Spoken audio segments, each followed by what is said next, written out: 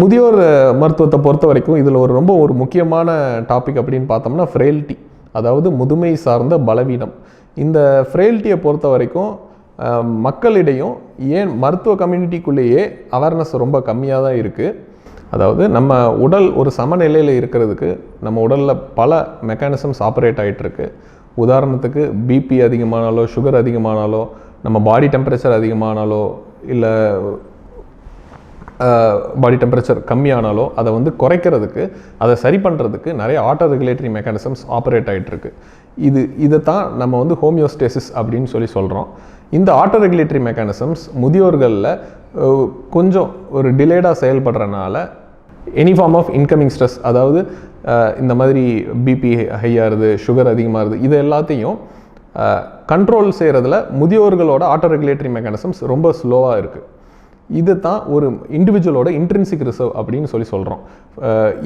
இந்த ஸ்ட்ரெஸ் ரொம்ப ஒரு மினிமலானதாக கூட இருக்கலாம். ஃபார் எக்ஸாம்பிள், ஒரு புது டோஸ் ஆஃப் நியூ மெடிகேஷன் இது கூட கேன் ப்ரொடியூஸ் ரொம்ப lot of side effects compare to ஒரு நார்மல் இண்டிவிஜுவல். இன்னும் ஒரு ஃப்ரெயில் இண்டிவிஜுவலில் இது ரொம்ப அதிகமாக சைட் எஃபெக்ட்ஸ் ப்ரொடியூஸ் பண்ணுது. அதனால் ஃப்ரெயில்ட்டியை பற்றி தெரிஞ்சுக்க வேண்டிய அவசியம் ரொம்ப அதிகமாக இருக்குது.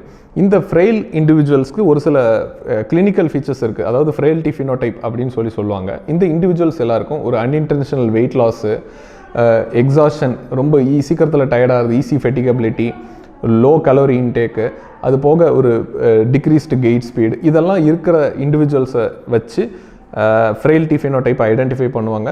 ஐடென்டிஃபை பண்ணி பேஸ்ட் ஆன் சிவியாரிட்டி ஒரு முதியோரை அவங்க ப்ரீ ஃப்ரெயிலா, இல்லை ஃப்ரெயிலா, இல்லை நோ ஃப்ரெயில்ட்டியா அப்படிங்கிறத கண்டுபிடிக்கிறதுக்கு ஒரு முதியோர் மருத்துவர் அவசியம். இந்த ஃப்ரெயில்ட்டி ஸ்டேட்டஸ் ஐடென்டிஃபை பண்ணுறதுனால நம்ம ஃப்ரெயில்ட்டியை ப்ராக்ரஸ் ஆகிறத தடுக்கிறது மட்டும் இல்லாமல் இந்த ஃப்ரெயில் இண்டிவிஜுவல்ஸ் ரொம்ப அதிகப்படியான சைட் எஃபெக்ட்ஸ்க்கு, காம்ப்ளிகேஷன்ஸ்க்கு போவாங்க. நம்ம முதல்ல பேசின மாதிரி எந்த ஒரு ட்ரீட்மெண்ட் ஒரு முதியோர் எடுக்க போகிறாரு புதுசாக, ஃபார் எக்ஸாம்பிள் ஒரு சர்ஜரி, இல்லை ஒரு கேன்சருக்கு கீமோதெரப்பி, இந்த மாதிரி எது எடுக்கிறதுனாலும் அவங்களோட ஃப்ரெயில்ட்டி ஸ்டேட்டஸை கட்டாயம் தெரிஞ்சுக்கணும். ஏன்னா frail individuals are more prone to complications நம்ம கொடுக்குற ட்ரீட்மெண்ட்டுக்கு. ஸோ அதுக்கு ஏற்ற மாதிரி ட்ரீட்மெண்ட்டை கேட்டர் பண்ணி டிசைன் பண்ணி அந்த இண்டிவிஜுவலுக்கு கொடுக்கணும். இப்போது இந்த ஃப்ரெயில்ட்டி ஸ்டேட்டஸ் நிறையா ஆன்காலஜிஸ்ட் யூஸ் பண்ண ஆரம்பிச்சிட்டாங்க. பிஃபோர் ஸ்டார்டிங் கீமோதெரப்பி நிறைய ஆன்காலஜிஸ்ட் ஃப்ரெயில்ட்டி ஸ்டேட்டஸ் என்னன்னு தெரிஞ்சுக்கிட்டு அதுக்கேற்ற மாதிரி அந்த இண்டிவிஜுவல் அவங்க கொடுக்குற கீமோதெரப்பியை டாலரேட் பண்ணுவாங்களா அப்படிங்கிறத டிசைட் பண்ணி தான் இப்போ கொடுக்குறாங்க. பட் இந்த ஃப்ரெயில்ட்டி பற்றின அவேர்னஸ் எல்லா மெடிக்கல் ஸ்பெஷாலிட்டிக்குள்ளேயும் வரணும், எல்லா மக்களுக்கும் வரணும். அதனால் முதியோர்கள் மருத்துவரை கூடிய சீக்கிரத்தில் அணுகி இந்த ஃப்ரெயில்ட்டி ஸ்டேட்டஸை பற்றி தெரிஞ்சுக்கிட்டு அதுக்கேற்ற மாதிரி அவங்க எந்த ட்ரீட்மெண்ட் எடுக்கிறதுனாலும் கண்டினியூ பண்ணலாம்.